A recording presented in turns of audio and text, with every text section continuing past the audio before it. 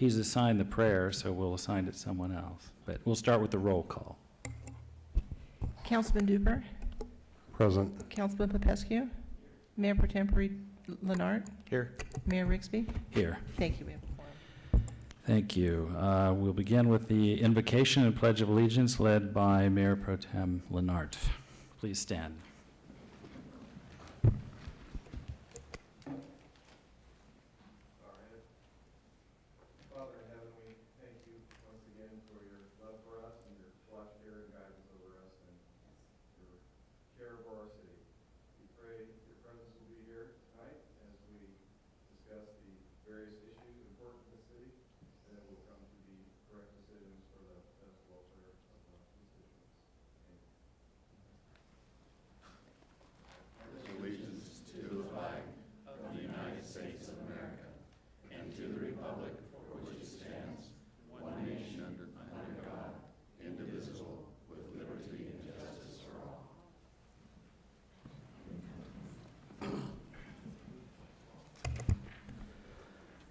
Are there any items to be added or deleted?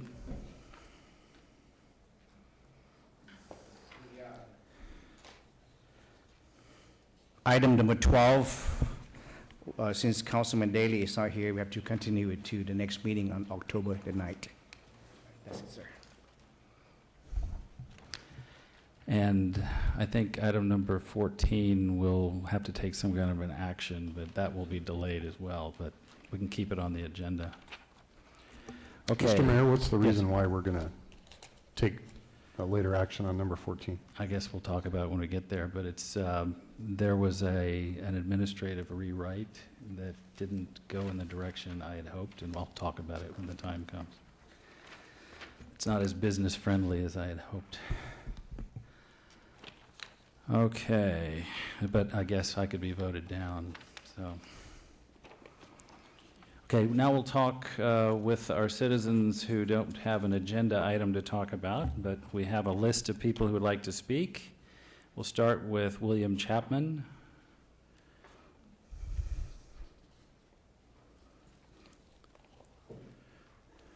Good evening, Mr. Mayor, Council.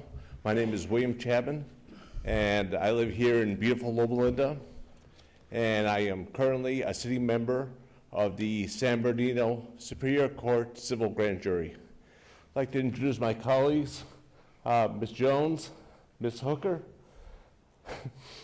Ms. Ferguson, and back there is Jeff Bradley.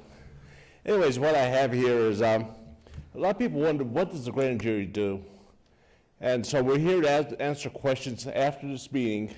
We have pamphlets here of what the grand jury does and what we have in regards to complaints on complaint form and how you could become a grand juror. So it's a pretty exciting position, and I believe I'm the first representative from Loma Linda in about at least 7 years. So please, we'll be here after the meeting. Come and ask us questions, come take a pamphlet, and that's it. Thank you. Can I ask you a question? Sure. What do you think is grand about that jury? The people on the jury, the interaction, the concerns for the community, and how we want a better government. Okay, so it's not, it doesn't describe how much money you make, $1,000? Maybe just a tad bit less than that. Okay, But like I said, it's very rewarding. good. Good to hear from you. Great. Thank you. Welcome. Welcome to our city. Okay, next is Milford Harrison.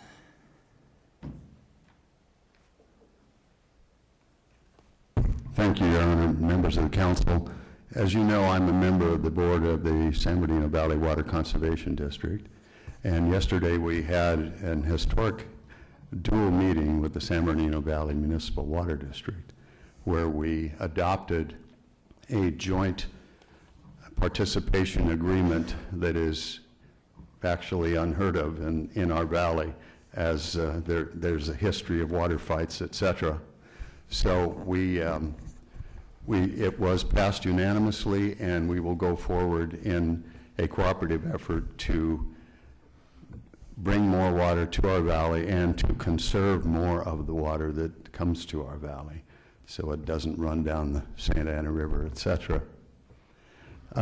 As part of my position on the San Bernardino Valley Water Conservation District Board, I am assigned to attend part of the meetings, but I have attended almost all of the meetings of the Municipal Water District, both their board meetings and their workshop meetings, because of the fact that there's so much that goes on between the two organizations. And as you know, the Water District, the Valley Water District, is the kind of the umbrella agency that oversees the provision of water and the replenishment of water in this valley for all of us, for the cities, Loma, Linda, Redlands, Highland, et cetera.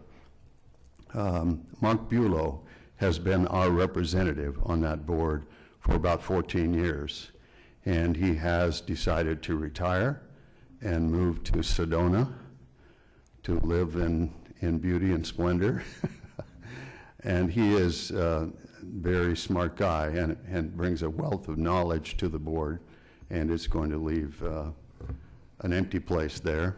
So there's an election coming up in November to fill that position, and there are 3 candidates that have submitted their names for that for the November ballot, and I just wanted to let you know that I'm one of them. So appreciate any support I can get. Thank you.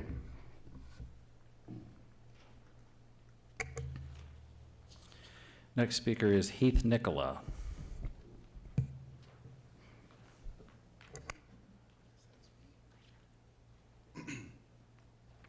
Hi, I am Heath Nicola, and I'm not a member of anything amazing, but I am a third-generation Loma Linden, so.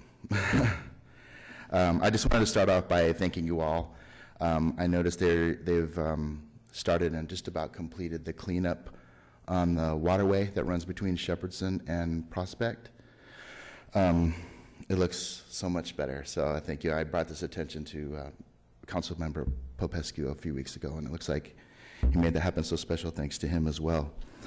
The main reason for my visit is I wanted to bring a safety issue regarding the road in front of the Drayson Center. Currently, the speed limit is 35 miles per hour along that stretch, and I've witnessed several times people attempting to cross the street as they park along the road almost being struck by cars, and I myself have had a couple close calls, and I notice that when I go 35 miles per hour, it seems fast to me, so I even slow down, and just for the record, I have 13 speeding tickets to my name. Just kidding. Anyway, I kind of felt that there's a speed limit that's a sign that's right about 50 feet from where Shepherdson, I believe it is, joins Mound and Stewart as you turn right towards the Drayson Center. I think maybe a reduction down to 20 miles per hour would be reasonably safe for that stretch there. From there through, I think there's a crosswalk about another 200 feet beyond the actual building of the Drayson Center towards the west as you come to Circle Drive that comes down from the hill. Because we all know people are still going to speed a little bit. So anyway, I just wanted to thank you all for your consideration on that. All right. You know, I don't, but I can give you a call. Yeah, these things are traditionally handled by our Traffic Advisory Committee. Okay. And they meet once a quarter, and if you stick around for item number 1, you'll see that 2 veterans of that committee are retiring. Okay. So it sounds like you might be a good candidate to replace. Oh. Okay, That'll well, teach you. maybe we can discuss that. People who care about traffic are, people who care in the right direction about traffic Right. are rare. So Oh. Okay. that's just my pitch to you. So Okay. Well, thank you very much. I maybe appreciate it. consider applying. But Sure. at least you can decide, you can find out when the next meeting is and then do a presentation of your concerns. That's the committee that actually informs Okay. us the citizens' beliefs about traffic and give us advice on what to do. Would you have, like if I call in, would you be able to guide me in that direction or email you? Okay. Yeah, it was Absolutely. last Thursday night, and we didn't have a quorum, so. Okay, If you can contact me, email me your address, sure. email address, I will be happy to contact you and invite you to the next. Excellent. Thank you. I appreciate that. Thanks, everybody. Thanks. I think you're related to a Tesla, aren't you? I am. Yeah, and not just as a vehicle. Correct. My grandfather's older brother was Tesla Nikola. Yeah. He was named for Nikola Tesla. Yeah, I think he was. Yeah. Too bad I don't get a stipend on that Yeah. convention. Yeah. But I'm very proud of my family, yeah. Yeah. I think my grandfather, Audrey Zalman Nikola, I'm the namesake of fifth generation of Zalman Nikola, firstborn sons. Anyway, was like the second or third dentist in the area to have his own private dental thing, so Yeah. kind of deep history. Thank you. Well, thank you. And we have a request from Bill Arnold, but you want to be on item number 1? That's my father.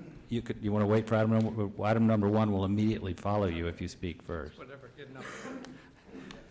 Thank you, Mayor, and distinguished and honored Loma Linda City Council members. As Bill Arnold, President of Loma Linda Chamber, I just want to give you a little update on some things, invite you to some upcoming events. Remind you that the first Wednesday of every month, we always have a networking breakfast right here in the community room, 7:30 to 8:30. We're pretty prompt on that, so you can get out. We just encourage you to stop by. The meal is on me, or we can bill Barbara or the finance department unknowing, so don't worry about that. We'll take care of that for you, just to have you drop by. Our last one was presented by CR&R. Incidentally,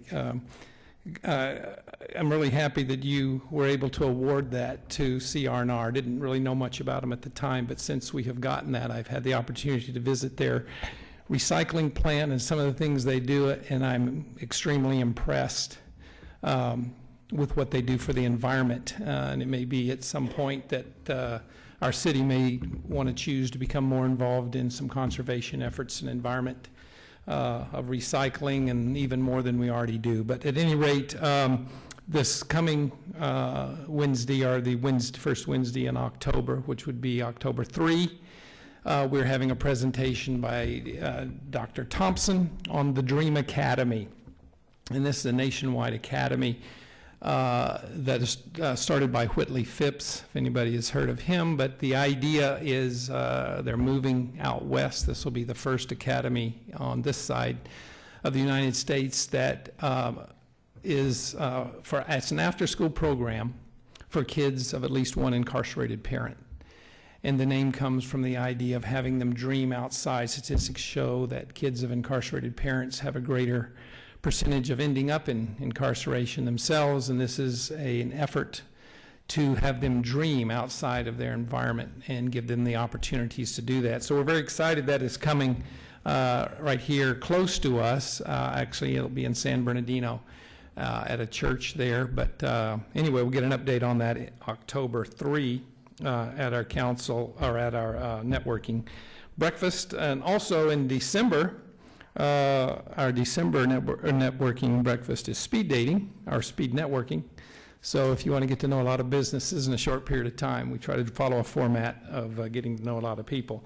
Just a couple other quick things. November 5 is our golf tournament out at Tuckwick Canyon, out near Beaumont, and we'd like to invite you, if you don't, to play or to sponsor. We have tee signs available for $200, and it's never too soon to start campaigning for the next election and put your name out on there on a tee sign. So let me know if I can get you signed up for sponsorship. And third, and very exciting, is Tuesday, October 2, is our target date, at least, for bringing back the Loma Linda Farmers Market and Artisan Fair. That's our target date now. Please don't hold us too firm to that date, but we're targeting that. We're going to do it right back here in the parking lot. We don't know where people are going to park yet, but then again, where do people park in Loma Linda anyway? So I hope you will come to that. I'm hoping we can do some sort of a dedication, or not dedication, but maybe a kickoff and a picture opportunity for all the council, maybe around 6 o'clock. We don't need to do that when we start. It'll be from 4 to 8. And we are turning away booth or participants, vendors, I should say, to be in that. So we have a huge turnout already. I hope we can advertise this appropriately. But we have a great support from city staff in pulling this off here, and we're very excited about it. And again, thanking the chamber is enjoying great success right now this year, thanks in huge part to this council's support and to city staff support of what we're doing and keeping us running and cooperating with us. So thank you again, and I look forward to seeing you at these events, and especially at that farmers market and artisan fair in October. We'll keep you updated on that to make sure we get the date right. So thank you. Yeah, what's the plan to let people driving by know that it's happening? Well, we're talking about doing some advertising, on the I-10 sign. We'll try to work with city to put it on our marquee, and we're talking about trying to maybe put a banner up, if the hospital allow us, there up across the bridge. And possibly the day of the event, we need to see if we can get this okayed by city, if there's anything we can do on signage, temporary signage, the day of the event out by the street. We don't have the visibility we would like, obviously, because it's behind, but if we can put something out front that would attract, so people would see that something's back here. That's some of our plans at this point, but we'll take any ideas to let people know it's here and get it started for advertising. So, Because we all know without patronage, the vendors don't come, and without vendors, the patrons won't come. So it's a death spiral without visibility. We are talking about even serving meat at the Oh, my. Bad joke. Okay. That's a bridge too far. Maybe. We'll see how it goes. All right.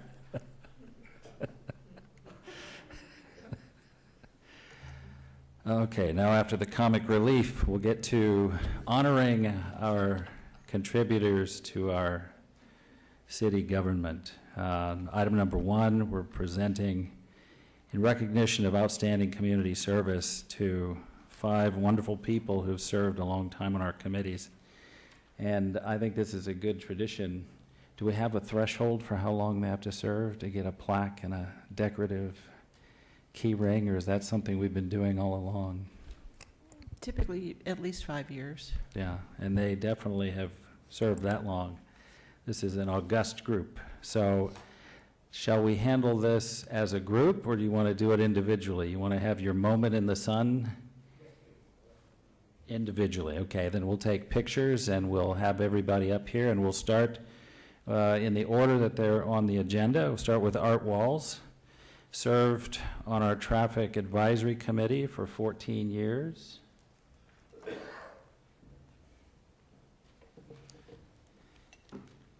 Come forward and get your recognition. We have a keychain and a plaque. The city seal. Thank you for your contributions to the Traffic Advisory Committee 2004 to 2018. Congratulations.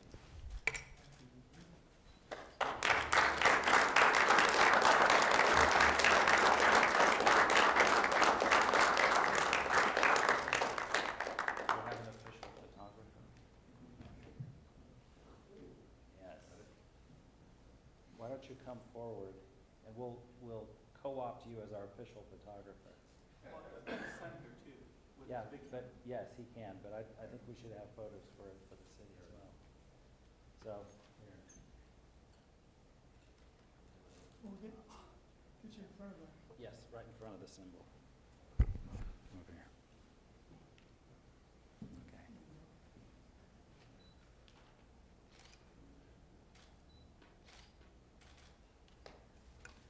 Congratulations.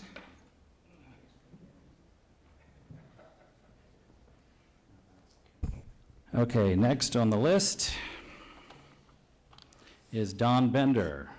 Traffic Advisory Committee, 29 years, 1989 to 2018.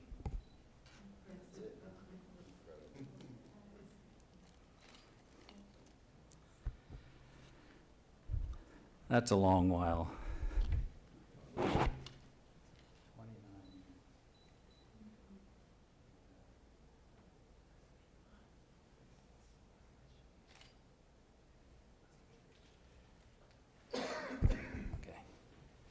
We'll do the picture, and then he wants to make a speech.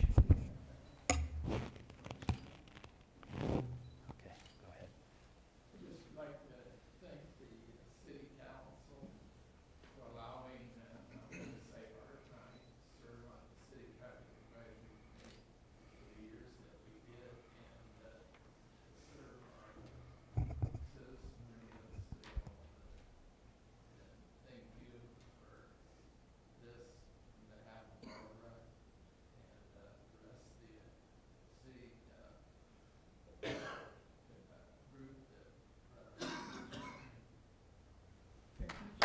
Thank you.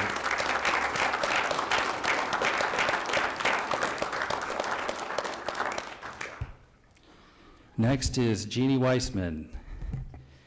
Come forward to be recognized for 16 years on the Trails Development Committee, and as And now I'm walking with a walker. But I want a chance to speak too. as long as you like, no time limit. Thank you. As I look around this city council, something's missing, and that's a woman. Uh-huh. There's one that I recognize, and that's Milford Harrison, because when I was on the council, we had a vacancy, and I voted for him. And one of the things that he did on the city council was to name the park, the Halder Crooks Park. And of course, since I hiked with her and have climbed Mount Whitney half as many times as she has at least, why, that was a good idea. And we certainly are indebted to the city council that voted to have the South Hills. And I know all of you probably didn't vote for that. And I don't know which ones that are on there now did or didn't, and that's a good thing, because we really owe them a debt of gratitude. And we had two Bobs on the city council at that time.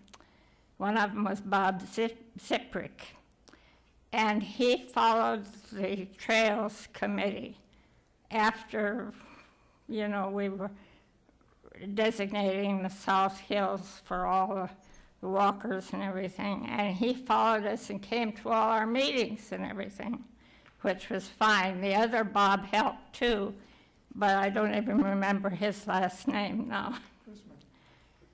And our city manager needs a debt of gratitude for that too, because he came, still does come to the city, to the Trails Committee meetings. The last one that I came to, I resigned though, because I thought, we're living in the villa now and I'm walking with a walker. So I'm not doing any trails. But my husband and I certainly enjoyed a lot of those trails and did a lot of walking on them.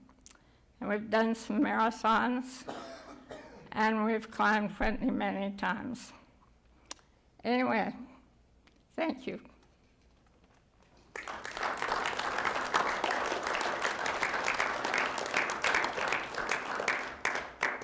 I guess I'm going to get a delivery. I don't have one. Yeah.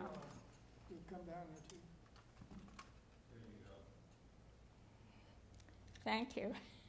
Thank you. Thank you for your service. Yeah. We really appreciate it.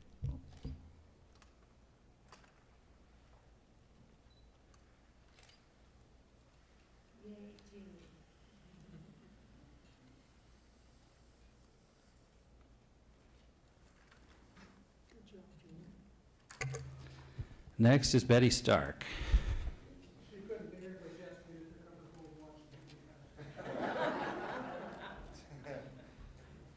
Okay, here it is. When the time comes, you can get it. Okay, and last is Doug Ziprick. Okay, who's getting his gold watch? We'll deliver it. We'll deliver it. So Art, if you'd like to make a speech, you can, but if you don't want to, you don't have to. But.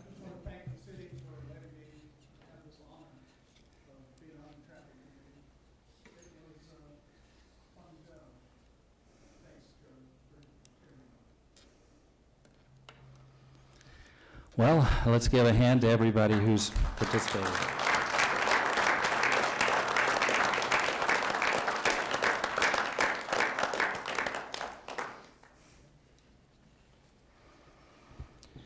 So that brings up, we need to make some more nominations to these committees. Okay, item number 2 is a presentation from the San Bernardino County Sheriff Hope Team.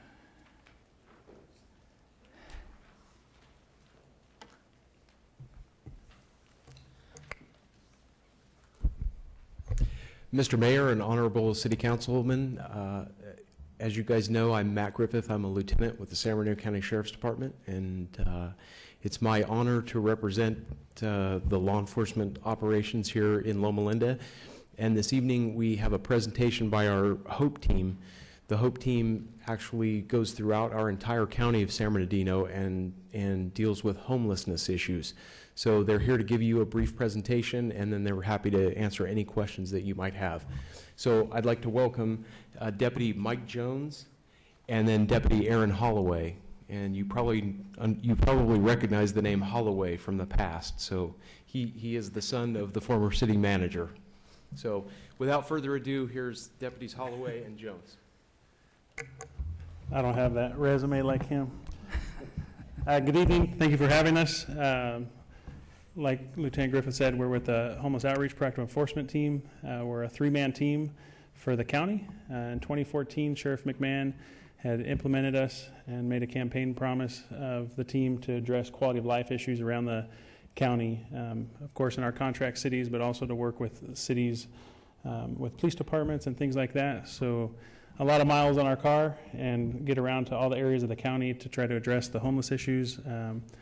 Not so much of a law enforcement issue, but usually when people have homeless, they contact 911 instead of 211. So we get a lot of calls for service, and it takes a lot of time from our patrol level dealing with these homeless issues. And obviously, a lot of the NIMBY, not in my backyard, but they exist in all of our communities in the county.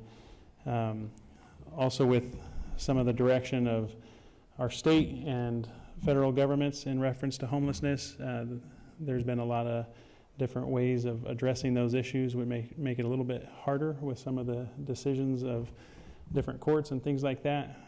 So our approach has been to link those people with services, to offer them services, to try to get them off of the street, off of our, out of the way of constituents calling in here in Loma, the orange groves, some of the waterways, in front of businesses and things like that. And a lot of times it's not that they always don't want things, they just don't know where to start. And we notice that a lot of the folks have some type of connection with the community that they're in. So usually if they're in Loma Linda, being that most of them are on the east end, they have a connection to either Western Redlands or the Loma Linda community where they might have family, friends. You have one that her doctor's here and she chooses to live between here and the Walmart area. So a lot of times it's trying to get them linked with services. We're partnered with behavioral health. About 60% of our contacts over the past 5 years have mental health diagnosis, along with the alcohol, drug issues and things like that. And a lot of times it's getting them on the right time when they're maybe on their meds or things like that to link them with services to get beyond homelessness. Over the past 5 years, we've contacted over 5,000 individuals around the county and helped over 1,500 into housing. In Loma Linda, we have about 130 contacts in the 5 years, 31 this year. Last year, we housed 7 out of Loma Linda with all the different programs that are out there to try to link them with services. So a lot of times we kind of work on the down low. We're not too visible. We don't take time from our patrol level, just come in and try to address those camps. We used some of the technology that through ESRI and out of Redlands to build mapping and things like that. So we're able to keep going to those encampments on a regular basis to offer them services till they want the help. We're also one of the only digital inputs into the coordinate entry system, which all the $11 million that the providers of the county get, the homeless have to go through coordinate entry to get referred to that housing. So we make sure since most of our contract cities and unincorporated areas have homeless issues, that we're out there on a regular basis. And we usually spend about 2 days a week down in the valley areas and try to pay attention to all the cities in the region to try to address that connectivity of getting them to services. You have anything you'd like to add? We have some brochures here we left for the public if they want as well, describing our program and obviously for you guys as well. Any questions we can answer for you guys? Oh, yeah, you know I'm not going to let you off I easy. know. So I'm actually really excited that members of the grand jury are here for this, and I know it's probably by chance, but I would actually encourage you to really spend some time and look into this program. So we had met with them today. Okay, great. I get the opportunity to work with these guys quite a bit, and it really is phenomenal, the approach that this county has taken, a holistic collaborative approach from all the different county departments and a lot of cities. Mike is a phenomenal guy. I actually went through the academy with Aaron, so I've known him for 20-something years. And but anyway, it really is a phenomenal group. I'm very proud of you guys. I'm proud of the stuff that you guys do, and thank you very much for all you do. Thank you. I know you deal with lots of areas. You may not necessarily have information on specifically Loma Linda, but I think you said that you contacted at least 31 in this city, so which I heard you say. Yeah, so for this year, we've contacted 31 individual in Loma Linda. And using the mapping, it goes to the city limits, so we're able to look at how many. So when you contact them, you actually interact with them and talk to them? Yeah, so basically on the approach, we obviously with knowing where some of them are or going through some of the areas, going back a little further, about 6 years ago, I was on patrol in Loma Linda, and it actually kind of started out of Loma Linda with a pilot program. So kind of knowing where they've been, and we go out, we make contact with the individual, we get some information in reference to their homelessness, length of homelessness, if they have mental health, alcohol, physical health issues, and then try to link them with a service or service provider that will help them into housing. Most of the HUD funds is chronic homeless, so it's a 1 year or more homeless with a disability, which could be mental health, physical health, drugs, alcohol. And the programs that are funded for that, obviously the shelters and things like that, which aren't very existent in the county. And we see a lot of the chronic population doesn't want that shelter type thing after they've done it in the past, and mostly related to drugs, alcohol.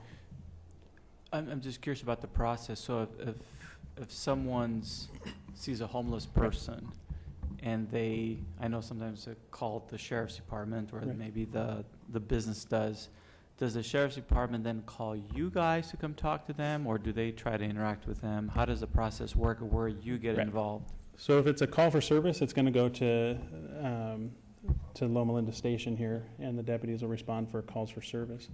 In our flyer here, it has our contact information at the office, and it's simply email and hope@sbcsd.org. We get all that email, and we're in the area. We're working with ESRI too to have some technology where it's like a homeless reporter.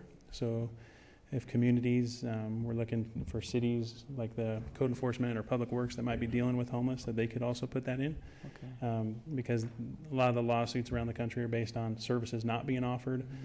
So we can show that the services are being offered, and then obviously address that as a community. So of course it's not an overnight fix, and the person has to be willing. That's the hardest part. and Colorado Springs was kind of the initiator of this type of program. They had 1,600 homeless, and after 5 years, they had 400, which was 75% drop by a law enforcement approach on homelessness, and they averaged it to 75 contacts before some of those chronic people would take a service. So it is a lot of redundant contacts, but if they're willing, and even if they're not, when we first contact them, getting all that information to try to know where to, everybody gets at least guided a direction, if they want it or not, but eventually we hope that they do. And we try to link them with those services. We're also partnered with Behavioral Health. They ride in the car with us, and they have a lot of the funding and different opportunities. We have an alcohol and drug counselor that rides with us a couple days a week, and then obviously with the VA, and that's a lot of the effect of homelessness here in Loma Linda, because you have to realize that with HUD and the federal government ending veteran homelessness, that every vet in the Inland Empire at some time has to at least come get paperwork done at Loma Linda. So if they're homeless in Temecula, they have to come here for a day or two to get their paperwork and then return to get their housing. How often do you find that the people you interact with have a criminal record? I would say probably a 90% plus have a criminal record. You know, there is those people. I would say that's on a overall basis, not here in the city. I would say that probably 90% have some type of criminal history. Sometimes it's a lot of petty things and things like that, which the day-to-day to get by as a homeless person in a community possibly could have been related to, but it is a high number. Okay. Well, obviously we've gotten a lot of complaints from residents about, and I just saw one yesterday driving through Walmart, and there's lots of issues obviously with having homeless around, but to be honest with you, a lot of it I think it's safety. A lot of these folks are dressed in dark. They're riding bikes and things that are not easily maneuverable, and you see them, I've seen them cross the streets in a very unsafe area, so I'm always worried that someone's going to run into these folks who don't seem to be kind of caring about what they're doing or who they interact with. So hopefully we'll continue to work with you guys and the Sheriff's Department to try to identify and then hopefully assist them in trying to find homes for them. Great. Thank you. Do you have any jurisdiction or programs for people who are pretending to be homeless and are merely professional beggars? So you're talking panhandling or Yes. people? So panhandling, Sheriff started a campaign back in 2014, Positive Change, Not Spare Change, and all of our stations have the flyers and information on that, and our Citizens on Patrol unit here in Loma Linda and other cities usually pass those out to businesses to try to put those in windows and try to educate the community on panhandling, because you obviously feel for those folks that they might need help, but they also we have to realize as a community, and we've always explained it as the fire triangle, and you have to have the oxygen and the fire and all that to get the fire going. So we use a panhandling triangle with, you have to have the location, the giver, and the taker. And if we take one of those out, then we don't have panhandling, but we usually can't move the location. Say the Anderson off-ramp, we can't move. We can move the taker, but only for so long, because they go back and forth into jail. And what does that really do by incarcerating them for a few hours and back out there to panhandle again? And then, so really it's to change the giver. That's the option that we have, and to encourage people, if they have the heart to give, that they give to an organization that might be able to help that person. We've done some studies of our own, dressing down and going and talking to these people, not on the law enforcement side, but just from that we were with the church and wanted to know why you're out here, how we can help you. And we found that 60% of the people weren't homeless, that they were doing it, and even experience here in Loma Linda when I worked here. There's a gentleman that was living in apartments over by Staters there, and he was on probation and couldn't get a job. His family had moved to Arizona, and that's how he was funding his stay. So we find out that a lot of them are doing it for their addictions, and if they can't get a job and things like that. So not too many of them are homeless. A lot of the homeless, rely on some of the welfare system, the church systems, and things like that. And a lot of it goes to addiction issues. Can you remind us what the law is regarding panhandling? Is it aggressiveness that's illegal, or is it the panhandling itself? So the only, and I don't know if you have municipal code on aggressive panhandling. I don't know that you do. And when I worked here, I know there wasn't one. So a lot of cities have passed aggressive panhandling where they're going up to that person, and some of the things with if they're in so many feet of a ATM and things like that at the bank or in Walmarts or whatever it might be. But state law is pretty vague on it, and somebody simply stand there with a sign is First Amendment right to stand there and ask for help. When it comes a criminal issue is when they're accosting the vehicle, walking up to it. That's when it becomes the criminal issue, and obviously the traffic issues and things like that. But when we write that into the district attorney, a lot of times, that issue of seeing them, so we have to make sure to document that, of seeing them and things like that. So it's pretty hard to get the 647C panhandling to stick, and obviously it's not a long-term fix to that. So really it goes down to the giver again. Thank you very much. Any other questions? Thank you. Appreciate it. Have a great night. We appreciate what you guys do.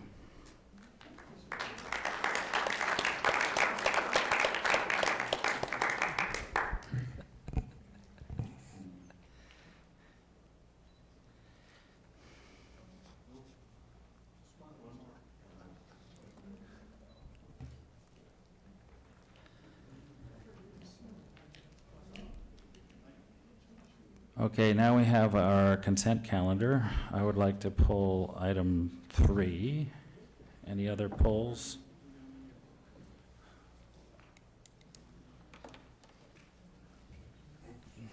So I guess this is a quick question. So we're adopting the 5-year capital projects analysis. Is that related to item new business? No, that's a little different. This is the project need analysis is we put the list, submit the list to SBCTA. Okay. And when they have funding, then we get the money. For example, we have the list for California Street, and for this particular project, we received 61% of the construction cost paid for by this funding. But we have to submit it every year to be able to be on the list. So, well, I guess we can talk about it when you get to Measure I funding, but that's fine. Okay, thanks for clarifying that, but I'll have some more questions when you get to the actual item. Yes. Okay. Okay, for item 3, my question is on page 14.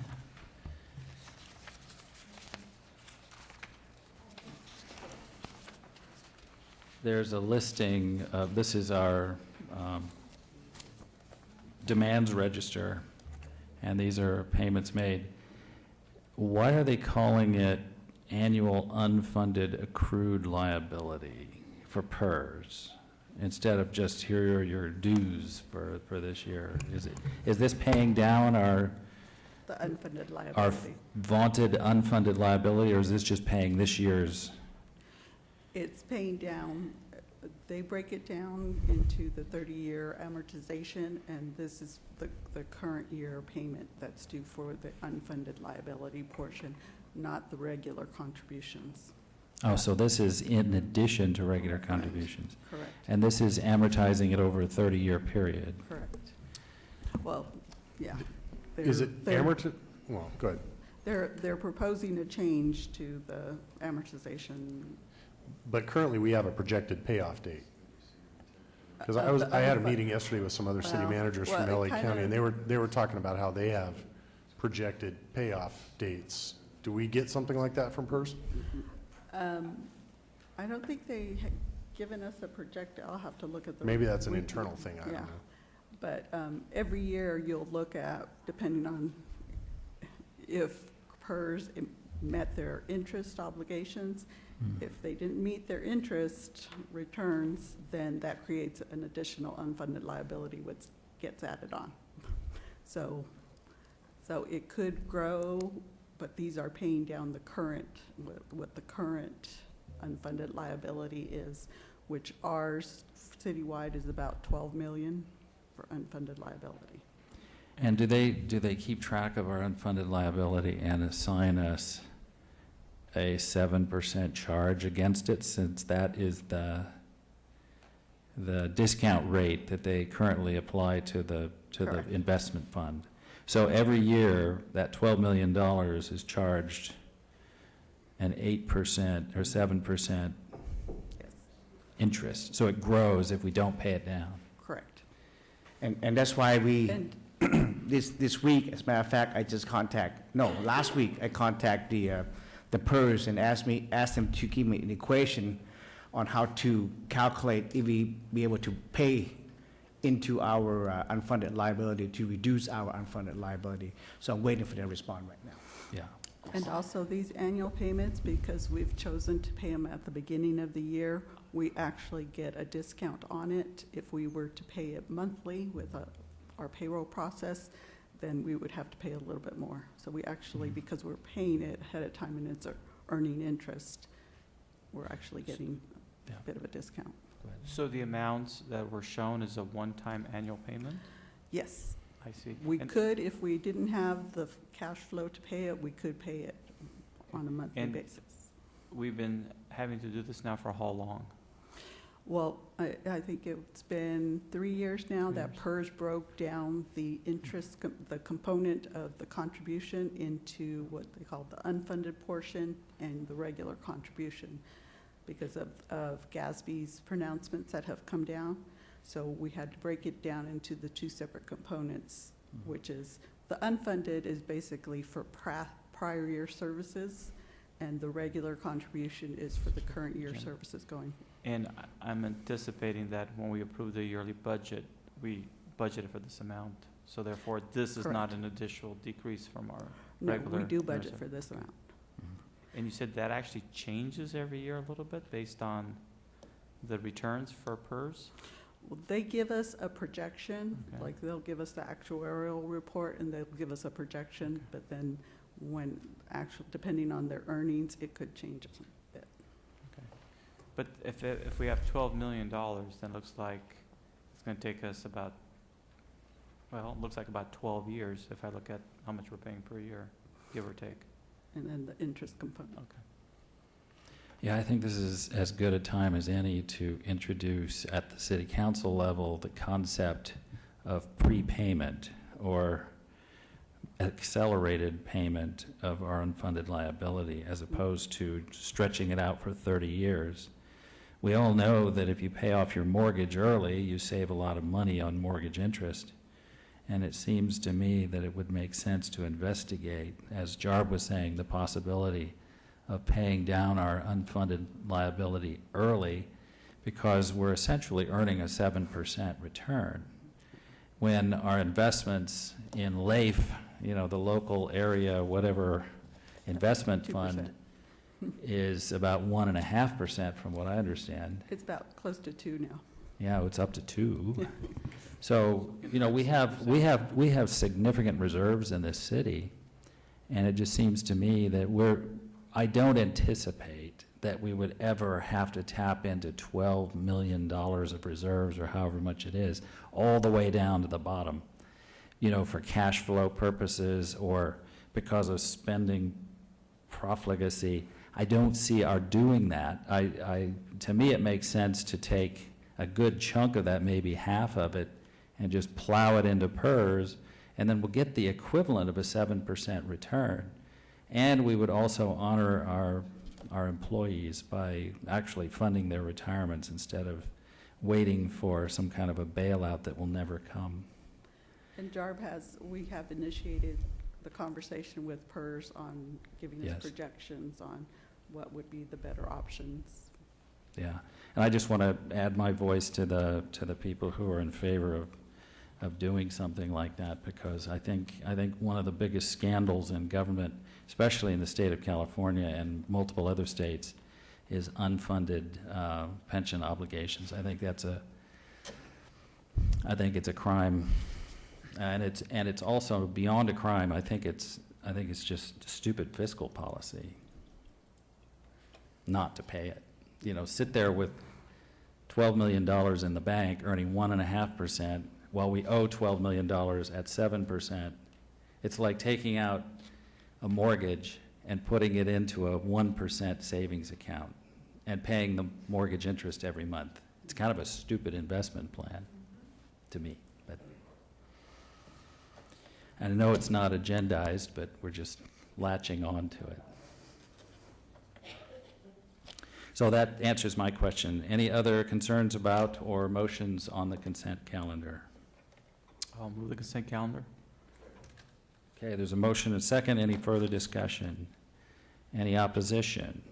I hear none, so that's approved unanimously. We have old business, item number 12 is being delayed because Councilman Daly is not here. Do we have to do any kind of there's no public hearing attached, so do we need a date certain? Yes, you should continue it to a date certain. And can those of us who are conflicted Yes, you vote may. on the date certain? Yes, you Okay. may. So the next meeting, what's the date? October 9th. October 9. So would someone make a motion to continue that to a date certain being October 9? I'll move it. Okay, there's a motion, a second. Any discussion? Any opposition? Hearing none, that's approved. That will happen unanimously on October 9. Item number 13, second reading roll call vote. Council Bill O-2018-07, amending the East Valley Corridor Specific Plan Boundary. Community Development. I guess you are Community Development. Oh. Okay. So no new presentation. This is the second reading. And if you have any questions, bring them forward. If not, and you have excellent memories from last month, then the appropriate motion would be to read by name only and call for a roll call vote. Correct? I'll go ahead and make a motion that we approve Council Bill O-2018-07 in title only. Do you need a second? Does that require a second? Yes. Yes, someone second. Okay, go ahead. It's entitled, an ordinance of the City Council of the City of Loma Linda, California, amending the East Valley Corridor Specific Plan Boundary for a single parcel located on the west side of Poplar Street, south of Redlands Boulevard, and amending the official zoning map of the City of Loma Linda from very high density residential to East Valley Corridor General Commercial for the same single parcel located at 10522 Poplar Street. It's just specific plan amendment / zone map change number P18-038. And you may vote.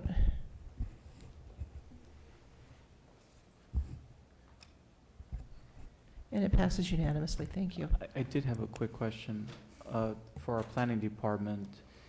I know we're entitled to 4 specific plan changes a year. Do you happen to know which one this is for our regular year? This would be number 3. That's including the growth specific plan amendment, and then the Okay. So then university one, we're only and then this down one. to 1 left for the year. Okay, thank you. And is that by fiscal year or by a running tally of 4 per 12-month period? I think it's by calendar year. Okay. So when you say 3, that's this calendar year. But that can be, you can combine changes into one ordinance. Okay.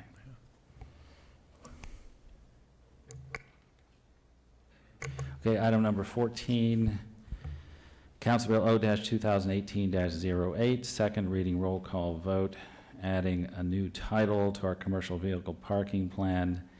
We had a discussion about it at our first reading at the last meeting, and there were some administrative changes, minor changes to the wording. And what it brought out to me, to my reading of it, is that the intent of the initial, what I thought was ambiguous reading, when it was made less ambiguous, it actually went in the opposite direction of clarity that I wanted, or that I was seeking in my concerns over it.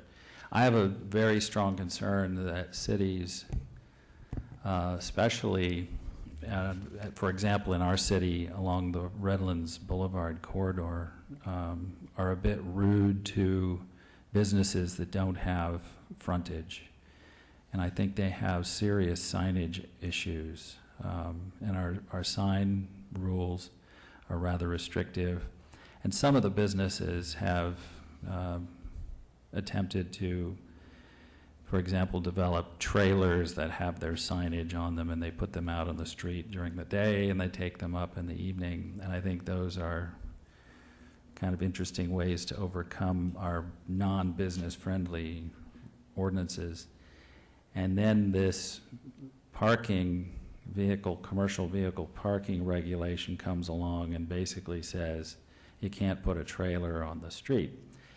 And I had asked at the last meeting what the concern was, and the concern was that they were heavy vehicles parking for an extended period of time and creating depressions in the asphalt of the street because of sitting there for a long period. So what I was hearing was that the concern was that they're heavy vehicles, and the vehicles that I'm specifically concerned about are very light and have absolutely nothing in them, and they're just essentially billboards. And I don't see them as being a big problem, but then I was reminded that we also have a vehicle sign ordinance that prevents them as well. So to me, I think the whole thing needs a little bit of a reworking. That's from my perspective. I don't think that it's sufficiently business friendly, and I would really, really like to get a lot of input from our Chamber of Commerce and our businesses on what we should do about this, and from citizens as well. Well, I don't know when the last time was that you drove Redlands Boulevard or Commercial or any of those areas over there, but they are increasingly loaded up with semi-tractors that are going and dumping their trailers at Amazon and the other stand-ups, and then coming over here and parking in town. I had no problems with getting rid of those. Right. I'm with you on that. And the problem, though, is it's growing and it's getting more and more, so I don't want to push this off to a point where... Correct. What I think the intent initially of the ordinance was we could get ahead of this and curb this before it becomes a routine behavior. And I'm on board with that. So I'm just talking about little light trailers that people use because there are some really, to me, very useful businesses that I would like to stay in Loma Linda. And if they can't put a trailer with a sign on it out front, they don't get enough business to stay in Loma Linda, and then we lose that business. So no, I understand that. Yeah. I would have some concerns about any trailer being parked in a traffic lane, especially given the fact that we don't have much space along Redlands Boulevard going up and down. So I appreciate the effort on that. I just don't know about, from the safety standpoint, if we should be parking trailers because they obstruct view and potentially children could be crossing the street, and there's a lot of other issues with that. But I agree. I just don't want to kick this can down the road too far because it's getting bad down there. I'm talking about a month. I'm not talking about an extended delay. I just think it's not ripe for my vote. But you guys could vote 3-1. Couple questions. One is, could we make a change to the wording and follow through with voting for it tonight? No, that makes it a new first reading if it's a substantive change. Yeah, the changes that we made for this evening were non-substantive. We reorganized and divided the prohibition between the parking zone and the non-residential zone, and we listed the items separately rather than, as I understood it at our last meeting, there was some confusion over what the commas did, and we were just trying to clarify and simplify the reading, but we did not make any substantive change to what was presented last meeting. This evening, I understand there's perhaps a difference of opinion as to where we might go with the trailer component. You could delete that and pass the remainder tonight and then revisit the trailer component as an amendment at a later date. Or we could include some clarifying language if it does not change the substance of what was previously stated at the public hearing. Yeah, I wouldn't mind if it's not a substantive change, putting a weight limit on trailers. Because to me, the issue with trailers is, yes, parking semi-trailer on the street, period, is not a good thing, because they're always heavy. I mean, even when they're empty, they're heavy. But I'm just talking about these little, essentially sign boxes. Well, we do have an existing ordinance that regulates those sign trailers that are not attached to vehicles that are left on public streets and take up parking and tend to be a safety and visual hazard. And I think that's, I don't think they need to have two strikes against them. I think we can remove this strike, and then we can tackle the other issue from a public policy perspective. One thing to note, this only relates to parking on the public street. Yeah. So there could be trailer vehicles parked in a parking lot that fronts the street. I have one index business person that I'm using as my muse in this topic. I'm not going to reveal who it is, but it's someone for whom I patronize his business on a regular basis. And I'm just using him as an example of someone that I think should be accommodated in our city. And yeah, it's. I would caution about looking at changing any of that signage condition, only because if a child was to get hit or run over or killed, that would open up the city to liability if we allowed somebody to park a trailer for advertisement purposes on a city street that obstructs view. Does looking at the sign code accomplish the same? Yeah, it does. What my point is that I don't want to put parking code and sign code against one thing. I think I would be in favor of a liberalization of both. And when we're in the process of tightening up the parking code, I would hate to tighten it up and then come back and liberalize it later. So I'm just saying, I'm putting my thoughts forward that I think allowing a business sector in a city not to put any signs up is like saying this is a bankrupt business sector. You know, we don't allow thriving businesses in this area, only bankrupt businesses. So I'm very sensitive to business issues, and that's why I think I don't mind the concept of deleting the trailer provision from the prohibitions right now, and then maybe amending it back in with adjustments later. I think that would address my issue. You could just do that. The other thing we might do, if I may, is that it appears that your concern, Mr. Mayor, is with the sign code as opposed to regulation of the streets. And without Conrad here this evening, we may want to give direction to staff to review the sign code to consider the concern that you have for businesses in a center that don't have frontage visibility, and perhaps there could be an adjustment to the sign code that would allow some additional signage on a parcel that is shared by multiple businesses. But I don't want to speak for Conrad or staff on that. And then when that is done, I think we could amend the parking code to be consistent with whatever is brought up. Does that make sense? That was kind of my question, assuming that we all agreed with your concerns, because we actually haven't even, you're the only one that's expressed it so far. If there's a section that it doesn't apply to certain trailers, and it specifies that travel trailers doesn't specify to them, if we added advertising trailers, does that, adding those two lines in there, then conflict with the sign code? It would conflict with the prohibition that we have on sign trailers. And that ordinance, as you recall, we went through a lot of trouble up through the Ninth Circuit Court of Appeals on 2 different occasions, and ultimately that was upheld as a valid regulation of the use of the streets based upon parking aesthetic and safety concerns. It was upheld in what way, meaning that we have a right to prohibit it? Yes, our Okay. ordinance was upheld. Okay.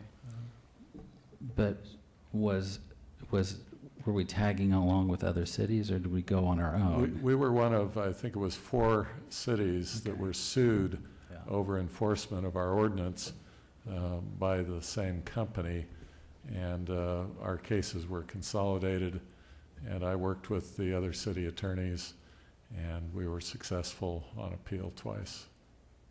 So it sounds like what you're suggesting would conflict with our regular sign code unless there's something that I'm missing Well, that that's- would allow someone to put a trailer with a sign on it. Yeah, I think if we specifically allow parking of certain trailers with signs on the public street, that would conflict, and it does raise a lot of issues that we would probably want to study more thoroughly. But I think we can do that at our leisure, but I would suggest just removing the trailers from this and then maybe amend it back in once the sign code is brought up to whatever standards we develop. You could do that, and, for purpose of discussion, a motion to amend the draft to delete trailer under A1 and B1 could be voted upon first before the final vote on the ordinance itself.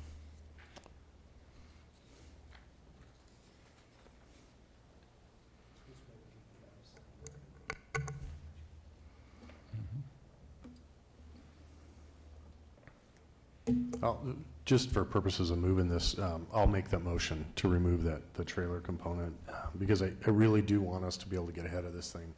And it seems to me, in my perception, that the problem's getting worse by the week. So I agree, a month isn't necessarily all that long, but I think we need to start sending the message that and the reason why that the drivers don't go to the truck stop is the truck stop charges them. So what they look for is a freebie, a place to sit and wait while they're waiting for their load, and sometimes that can be a full day. And so we don't want the appearance that it's okay, and more trucks, it compounds it. The other drivers see it, they see nothing's being done about it, and I think we just need to set that before it gets out of hand. So I will make that motion to amend. Now, one thought, just looking at this and thinking, if we delete trailers entirely from the ordinance, that would open the door to semi-trailers. Commercial trailers. Commercial trailers, yes. So, why don't we say trailers, how much does a empty trailer weigh? Does anybody know? Yeah, my point is we're getting into the substantive realm where if the council would give some direction, if you would like a weight limit or a length limit, we could make that amendment and bring it back. We could make that tonight, and then it would be a new first reading tonight, yes. I'll just make this comment. I don't know of any city that allows trailers to be parked on the street. I think it's a safety hazard. Most cities have outlawed that. The cities that I've worked in, it doesn't matter if it's a residential neighborhood or what, a vehicle without an engine that's not able to be secured is a hazard, and I think this is an opportunity for us to get at the same compliance level that a lot of other cities are at, but that's just my 2 cents, just from my experience. Is there, for question purposes, is there a difference if it's attached to a vehicle? Well, there is a difference in our code as far as the sign issue.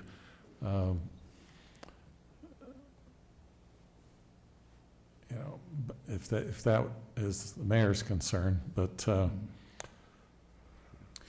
probably not in other contexts. The safety issues are largely the same, unless it's the type of flimsy billboard on 2 light wheels that our other ordinance was intended to address.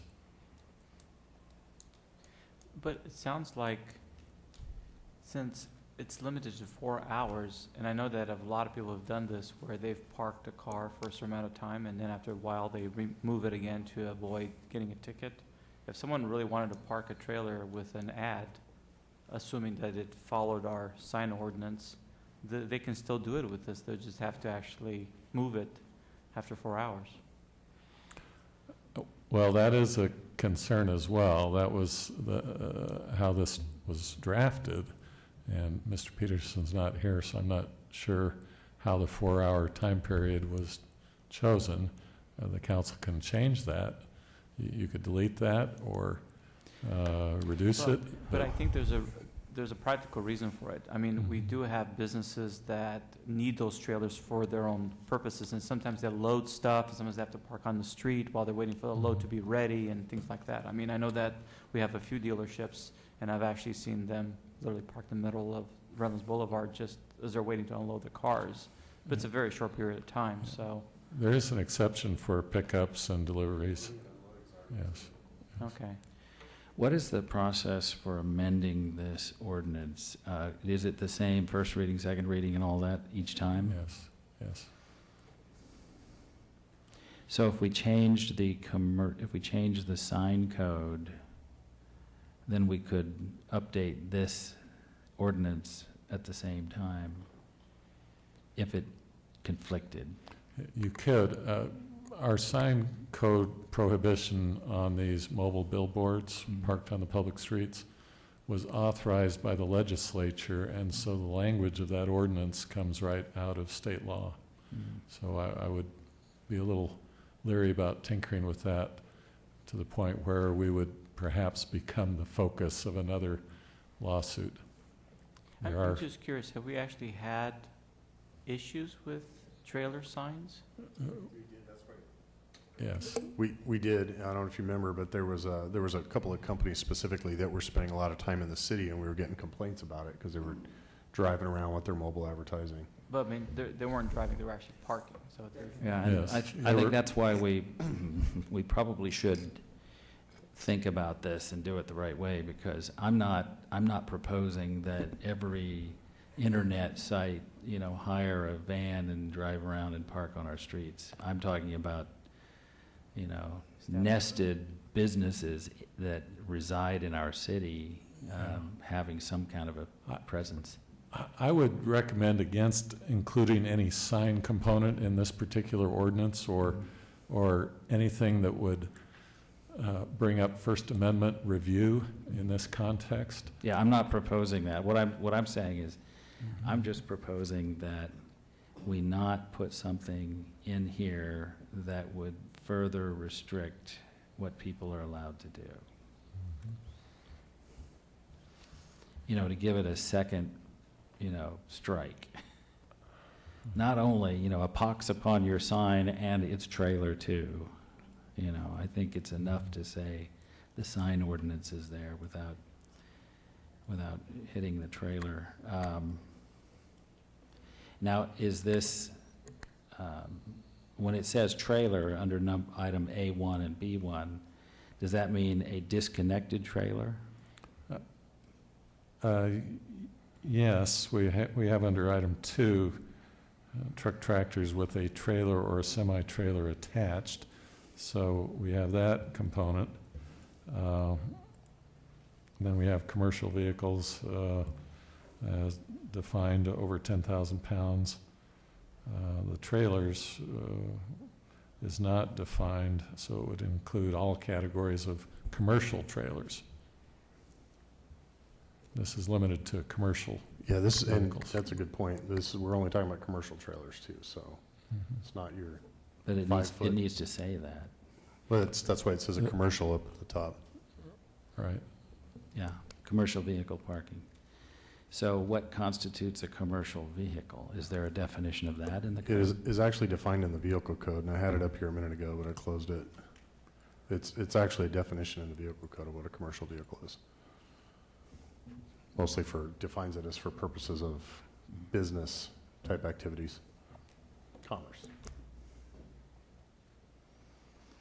I wonder, the other option, well, seems like we have 3 options. Pass it as is, refer it back for more study, or as you Amend were it later. suggesting, amending it now. I would feel more comfortable either passing it now and then working on amending it with the sign ordinance later, or sending the whole thing back now. But I think trying to fool around with it right now, before anybody has a chance to truly think it out, I think we might have some problem with that down the road. So maybe it's better to Well, let them work. and I agree with that, other than, to me, the word trailers, I would want to know, does it mean trailers attached to a vehicle, trailers detached from vehicles, or both? When it says trailers. Well, we could certainly add the word detached trailers. If that's what's intended, then that would be clarity. I think it is, because the other items address the truck components. Because detachment would imply permanence, like it's probably gonna sit there for a while if it's detached, since it doesn't have a vehicle attached to it. Is that the reason?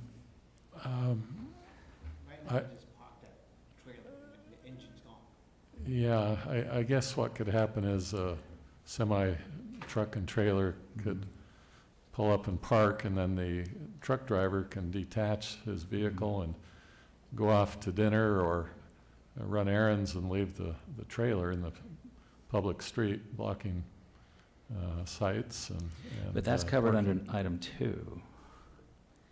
If it's attached, and if we said detached, to distinguish it from attached to a truck tractor. Now, is a truck tractor defined in the vehicle code? Does a Jeep constitute a truck tractor? Because it's a truck, and it pulls, and the word tractor refers to pulling. So I just don't know enough about the technical. Yeah, I think the term truck tractor is in common usage. I don't know if it's defined in the vehicle code. I could check that. The commercial vehicles, as has been indicated, are defined. Let me give you the definition of commercial vehicle. Commercial vehicle is a motor vehicle of a type required to be registered under this code, used or maintained for the transportation of persons for hire, compensation, or profit, or designed, used, or maintained primarily for the transportation of property. And let me look at truck tractor.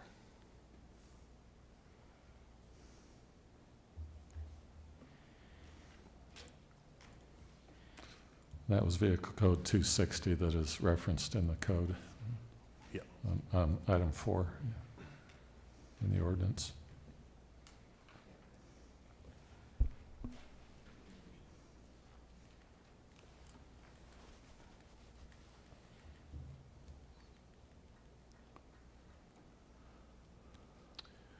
All right, here we go.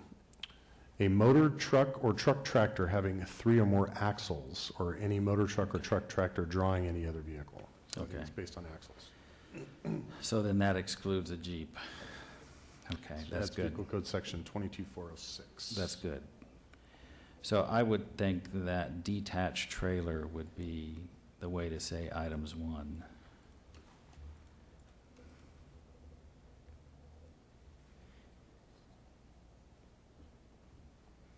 Because if we didn't say that, then item number 2 would not cover a trailer dumped by a tractor trailer, by a semi. You have to have a detached trailer provision. So then we'll work on any other modifications that have to happen in the future, but that would be an acceptable amendment to this, and that would be non-substantive, right? Are you proposing the Detached. the word detached be added under To both A1, ones. Yeah. B1? Yeah. Okay, I think that was the intent previously. That So was the that's way I read it. Non-substantive. So that would be non-substantive, yes. Okay. If that was everybody's understanding that we were talking about. I understood it that way. The only one who didn't was you. Thank you. Let me ask you this, would this be a substantive change to add the word commercial in front of lines 1, 2, and 3, because it is in front of 4, and then add, of course, detached trailer along number 1? What if we did that? I don't think that would be substantive, because this whole section applies only to commercial vehicles. But it would according further to the define heading. what we're talking about. Yeah, but I I wish, I would suggest we just add under A, parking of the following commercial vehicles. That would accomplish it also. yeah. And under A and Because B. I've seen too many situations where contracts have a heading, and the heading doesn't count in the contract for some reason. I don't know whether it counts in ordinances. I don't know what they teach you in law school about what counts and what doesn't. Is there a whole class on that? Yes. That's a good suggestion. It's in the eye of the judge or the jury. It doesn't really matter. That's why you need to sew it up and make it clear. Get rid of ambiguity.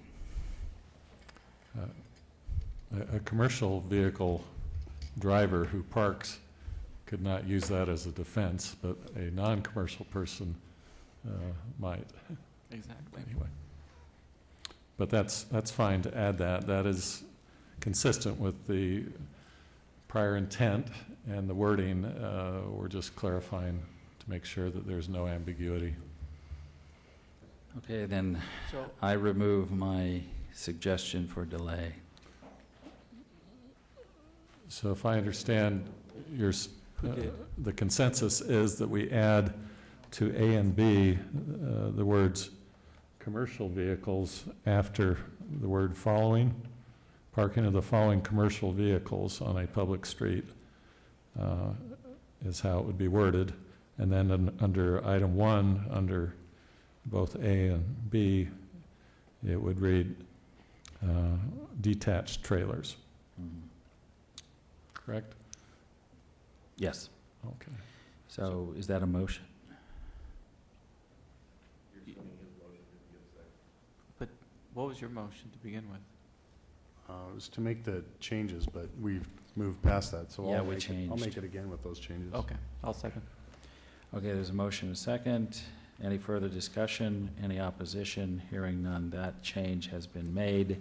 And now before us is the motion to approve the ordinance and read it by title only and call for a roll call vote. Is there someone willing to make that motion? I'll second. Okay, go ahead. This is entitled an ordinance of the City Council of the City of Loma Linda to update and amend Municipal Code Section 10.27, commercial vehicle parking, as amended by the previous motion. And you may vote.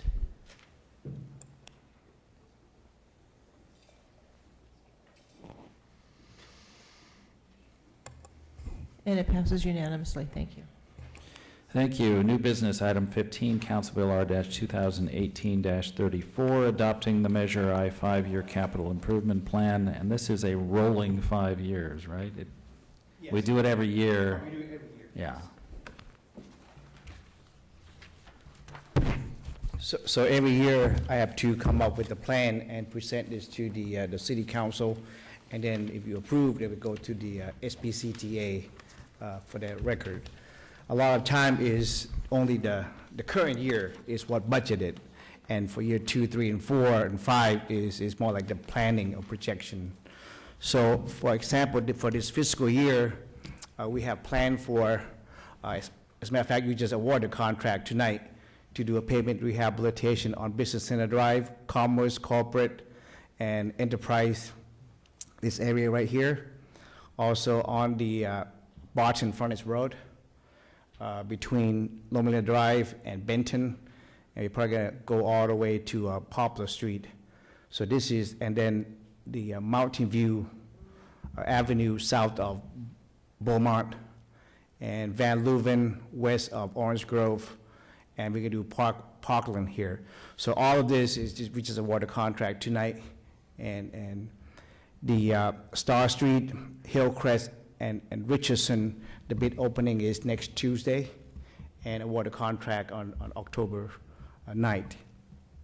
The Campus Street, Daisy Street, Tulip, this is part of the wall line replacement that's scheduled for construction October 1st. So we're going to replace the wall line in this area here, and after we're done, we'll grind overlay the street. For this newer subdivision, On corn price, we will do similar to Surrey seal, but it's an oil that's a clear, and we're just going to overlay on a new pavement. So we do that. We award a contract at an October night city council meeting. So these are the one that budgeted and already prepared and out to bid for this fiscal year. Next fiscal year is the one in Orange. We would like to do Barton Road from Anderson to Benton. Anderson go up north of Barton Road to Stewart Street and go to a University. And on this particular one, I want to do it next year after the hospital completed, or majority of the construction had been completed, so that all the steel, all the glass, that for concrete, for the structure will be completed, and then we'll come back and do pavement rehabilitation. We also plan to do a water line replacement, continue on Daisy Street, Benton. So this area right here, we plan to replace the old water line, and then we grind overlay the street. So that's my plan for the next 2 years. The third year is in Brown, which is 2020-21, is some remaining of Barton Road and further in this area. So again, it's a planning tool that we had to prepare every year and submit it to SBCTA, or the old sandbag. Have any question, I'd be happy to answer. This is all done in rubberized asphalt? Yes, sir. All of these are grind overlaid with rubberized asphalt.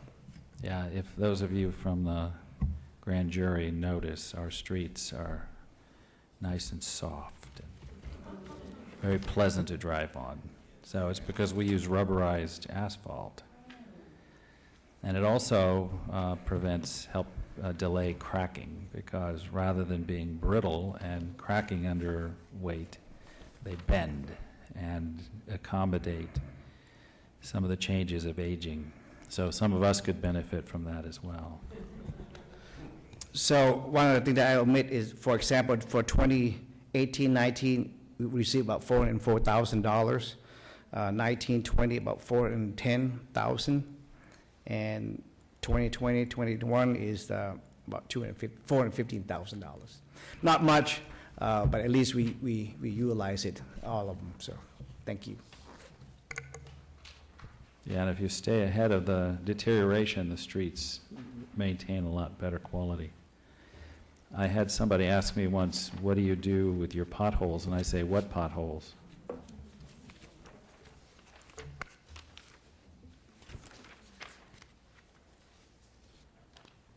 So there's a council bill there for our motion if we choose to adopt it.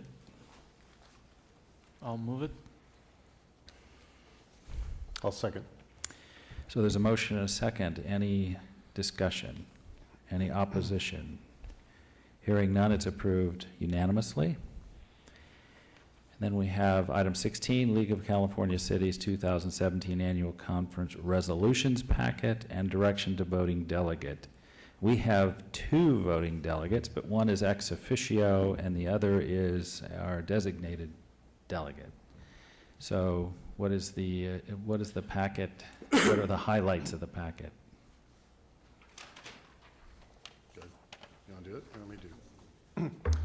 So there's just basically 2 resolutions that are being voted on. There's not usually too many every year. There's only usually 1 or 2. But this year, primarily, number 1 is a resolution of the California League of Cities calling upon the League to respond to the increasing vulnerabilities to local municipal authority, control, and revenue, and explore the preparation of a ballot measure and/or constitutional amendment that would further strengthen local democracy and authority.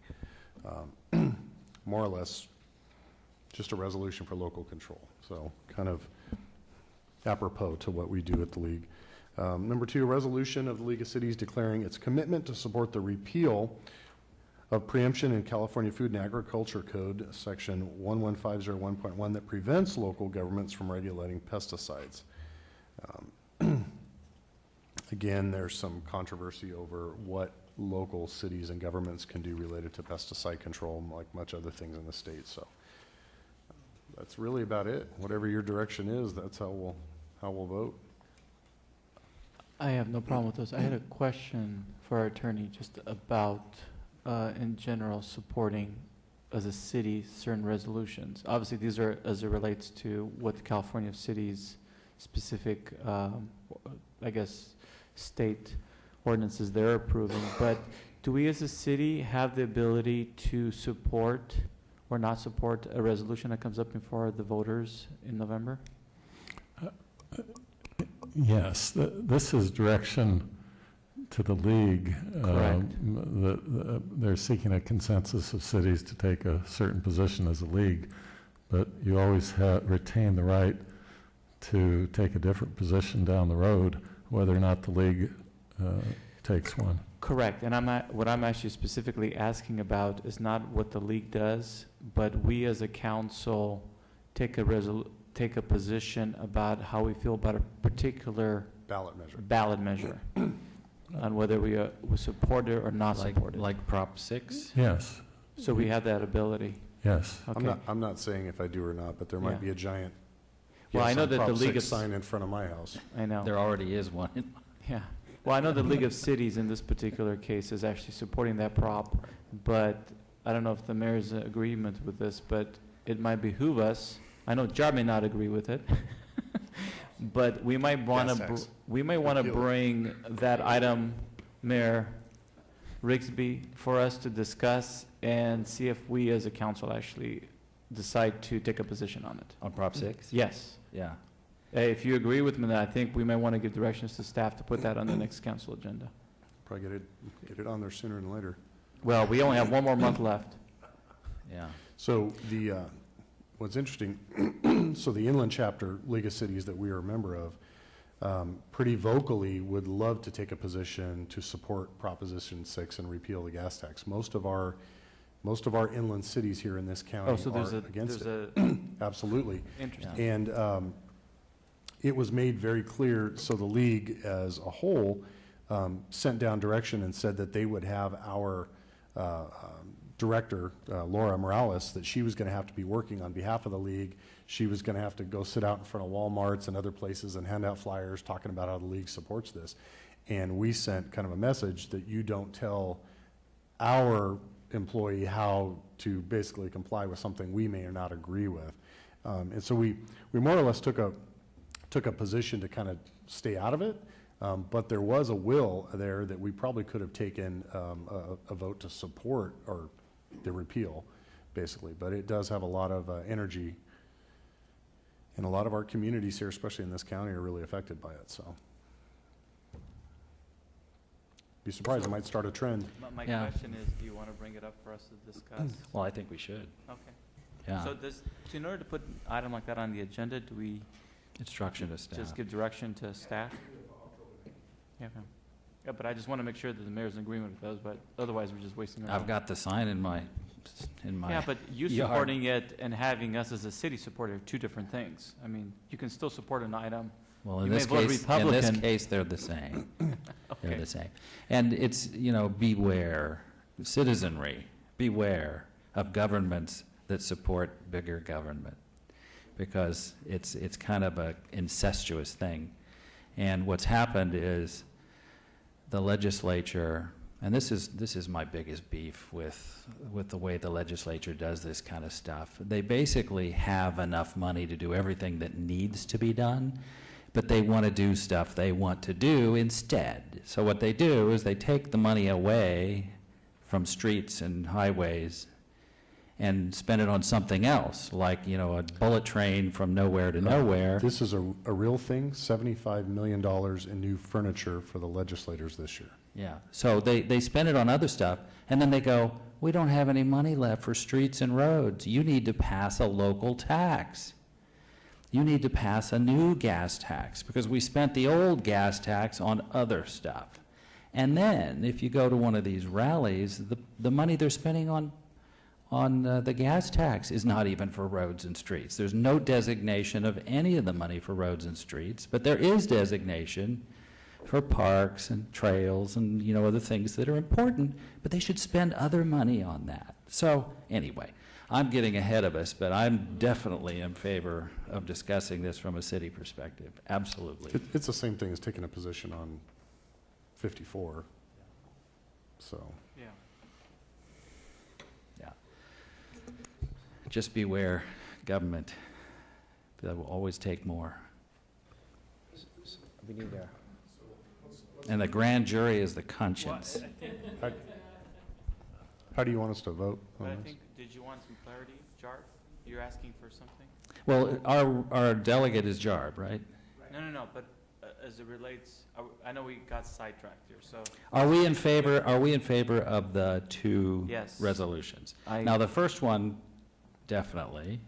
The second one, I don't think we care. I don't care. I don't particularly think that the city of Loma Linda is going to say, no more Roundup. The only thing again, I don't really have a dog in it, but the only thing I think of is how we were addressing some of the issues with the groves and how those are being treated and whether or not this is affected by that.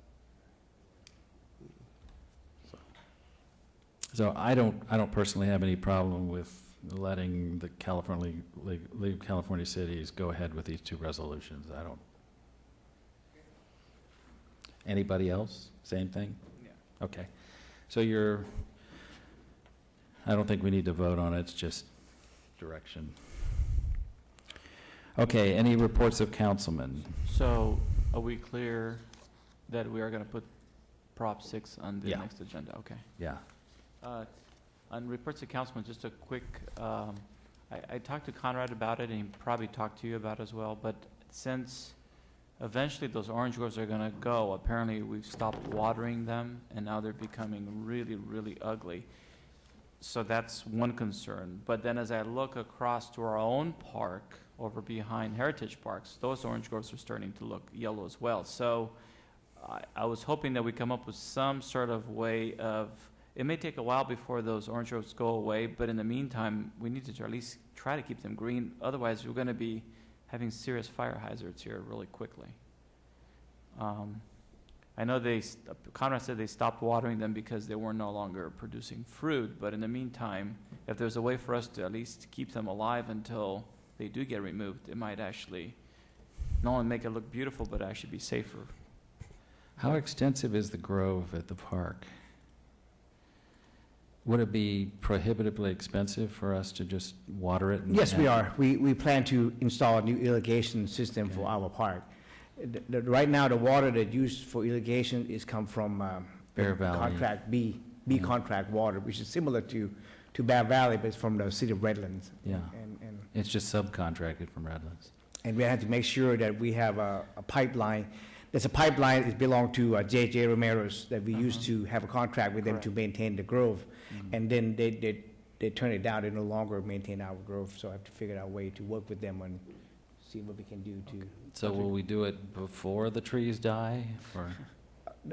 I think the one that behind the Heritage Park, we still watering that. So let Really? me check. Let me It's just double check. from what I can tell from the road, because I drive on Mission often, it just looks like they're dying. For sure, everything on our side, in the 70 acres, it's looking really, really bad. I mean, it looks awful. And then just on a separate question, when is the California interchange going to be done? You mean Redlands in California? Yeah, yeah. Yes, we're gonna pave the street this Thursday and Friday, and then stripe the following week, so the street will be open on October 21st. You've already installed the new lights over there? September 21st? No, yeah, September, yes, in 2 Okay. weeks. And you've already installed the new lights? 'Cause I Yes, didn't they see- did it today. Oh, really? Okay. Today, what happened is because the traffic signal pole is too close to the power line, so we have to work with Edison to de-energize the line so that we can remove the existing traffic signal pole and install a new one. They did that today, and they install that new pole tomorrow. And come Thursday, they're gonna grind the existing pavement, and Friday, they're gonna pave the whole thing. It's amazing how much traffic has improved on Mission, but yet significantly decreased as you go further east. I mean, Nevada, I had to make a left one day. It took 5 lights to go through the lights simply because everybody was using it because California's close. So you close a major thoroughfare like that, it impacts significant business and activity in the area, so. Anyway, that's great. Thank you for the update. And I wanted to report that I've been asked to speak at the 40th anniversaries of two churches in Loma Linda, the Filipino church and the Indonesian church. 40th anniversaries this month. And I don't know why there was this big swelling of churches 40 years ago, but it was a big deal. And also, they're inaugurating a new pastor or priest or whatever they call him at the St. Joseph the Worker Catholic Church, and I'll be attending that for the representation of our city council. So join me in congratulating them, and I'll be speaking on behalf of the city. It's all within the next month or two. And I guess since we're making announcements, we should point out that we are going to have our 4th annual air show on November the 3rd and 4th, SBD Fest, and those tickets going on sale now. So it's over at San Bernardino International Airport, and it's gotten bigger and better every year. So just for those few that are maybe watching or don't know about it, start looking into that and make plans to attend. And see if you can get more warbirds. Well, we actually do. Well, we have a Thunderbolt, Ooh. the A-10. We got it. I'd like a P-47 too. Well, there's a lot of things we would like. It's the original Thunderbolt.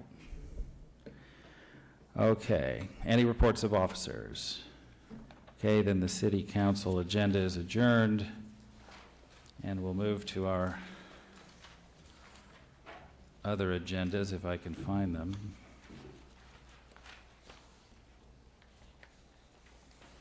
Okay, Housing Authority. Are there any items to be added or deleted?